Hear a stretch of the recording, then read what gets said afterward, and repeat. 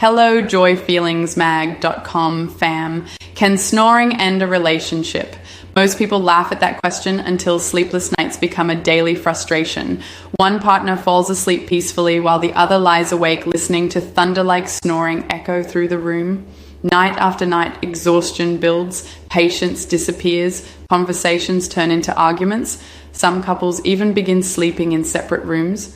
But severe snoring is not just a relationship problem, it can also be a warning sign of serious health conditions like sleep apnea, stress, poor breathing, or chronic fatigue. The good news is help exists.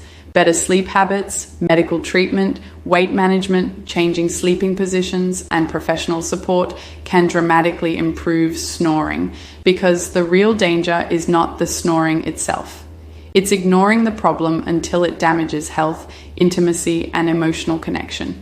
Healthy sleep can save relationships, and sometimes silence at night can bring peace back.